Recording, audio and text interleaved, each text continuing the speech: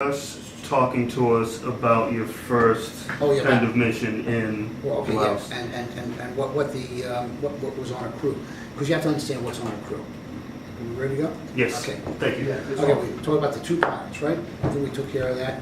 We got to the booth, I think. Yes. Okay. Black Crow was the guy that detects the airplane, detects the truck movement. The TV is a low-light TV, and it literally enhanced the ambient light by a factor of 1 million. So any kind of starlight, it was like looking at daylight. So it was and of course magnified everything, so you had a real good look at what was on the ground. The TV was working, you had a real good look. The one I want to talk about is the infrared, and that was the major change. And I know when this happened because it happened the same time I came aboard the 130. In November of 1971 is when the ARRS 7 replaced the ARRS 6.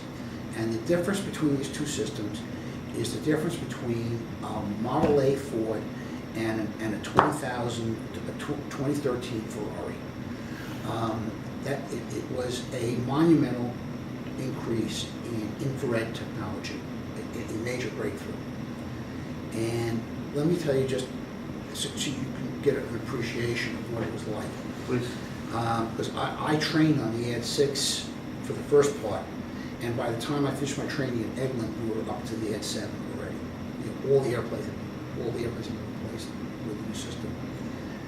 If you were at a slant range of 10,000 feet, and you were looking at through triple canopy jungle,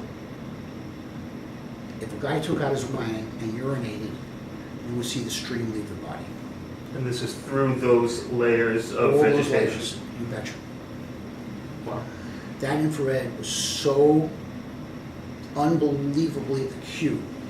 Now, the infrared was on the left side of the airplane, just forward of the crew entrance door. In fact, you got the picture of the airplane right there. If you take a look over here, it's hard to see because it's a black airplane. That's a little black thing that's sitting right over there. Right over here. There's a little black thing over here. It's very hard to see. I'll show you on other pictures afterwards, but you'll see it a lot better. It's about almost a yard in diameter. Okay. And underneath that cover is almost a slightly conical shaped disc. That disc is cooled with 10 degrees of absolute zero. Because 130 had the power to do that. It was 4 big prop engines. And it would detect minute changes in infrared energy.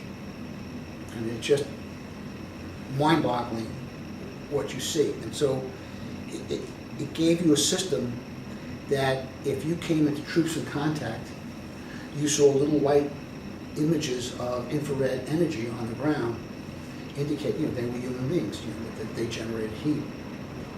One mission in particular, to give you an example, it was in Laos, in the high regions of Laos, the central part of the country, and we got a really strong indication from our infrared of a really warm heat source.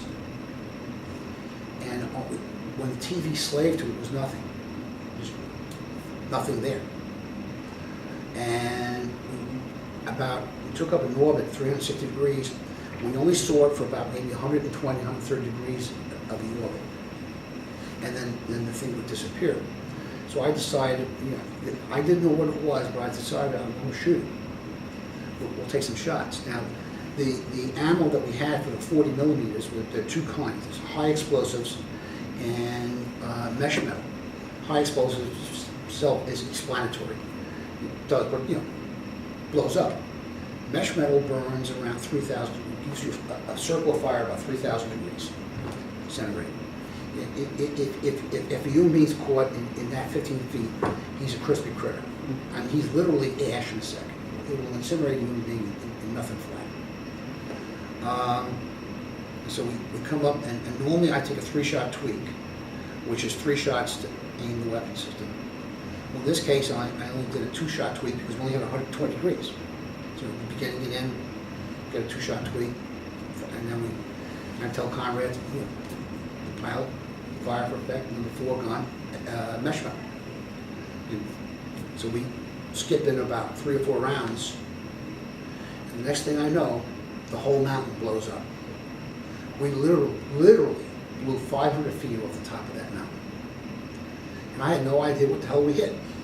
Yeah, because I had a little screen, like yay big. Yeah. It's a little itsy bitsy thing.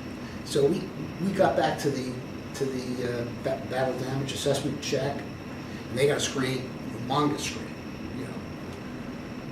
6 foot, maybe 6 foot wide. Put it on there. Now we're looking at that screen. It was a cave, and what we were painting was the body heat of the guys inside the cave. Wow. And of course, that was an ammo dump for the enemy. And when we blew the ammo, in fact, it was such big stuff that our F4 escorts had to pull off because there were parts of the mountain coming up at their altitude. We had to pull off too. That's how big, and the explosion was so big that all my senses were blank for about three minutes or so. And this was made possible because of the new infrared system. At the Ed 7. Previously, what would you have seen, or would you have seen anything? Not like that. It wouldn't have been that huge. It wasn't that sharp. The difference in technology in the Ed 6 and the Ed 7 was humongous. All right. Now we had 5 gunners aboard the airplane.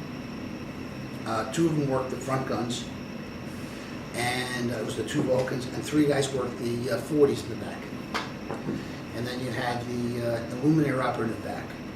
And the IO is a very strange position, and I will show you pictures of this too, because he's normally a load master, but we weren't worried about load mastering. We're not taking our cargo. His job was to, there are 2 ramps in a 130. The lower ramp and the upper ramp. And we would fly with the upper ramp up and the lower ramp in the closed position. He would hang over the lower ramp into the slipstream and see the fire coming up. In order for the enemy to shoot at us, they had to use tracers, because that's the only way they could see if they're missing high, low, or different. That was their fire control problem. So all their shots had to be tracers, otherwise they can't aim their weapon system. And could you describe for someone who might not know what that means? A tracer is just a shot. When it comes up, it just leaves a red trace, or red, yellow, blue, whatever the color is. And so the gunner can actually see the movement of the shell through space. It's still very destructive if it hits you, but it allows him to aim the weapon system. We didn't need tracers on our 40 millimeters because we would see the shells hit, and we would use tracers every 6th round in the Vulcan, because that's the way it came. And you could physically see it, or I would actually see the shells hitting on the ground too. So I see the traces, but it wasn't necessary. Even at the rate they fired, it looked like a steady stream of fire. And when you see it actually come out, it looks like someone putting a red hose. That's how many shells come out in 1 minute. The IO's main job was to see the enemy fire coming up and tell the aircraft commander, the pilot, where to put the airplane. And it would go something like this. AAA underneath. Brake left, brake left. And he's literally shouting this out? His interphone was 6 decibels higher than anything else in the airplane. Okay. So he's going to be overheard anything. Because both the pilot and the fire control officer had every interphone. We were the only 2 crew positions that had every interphone. We're the only 2 that also had the sounds of the Black Crow. We would hear what the Black Crow was hearing, which is the radar signals, the beep beep when the enemy radar was trying to paint you.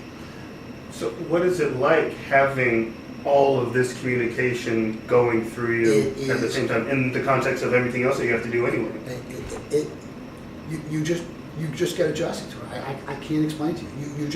You know what you want to hear, and when you want to hear it. Okay. And you just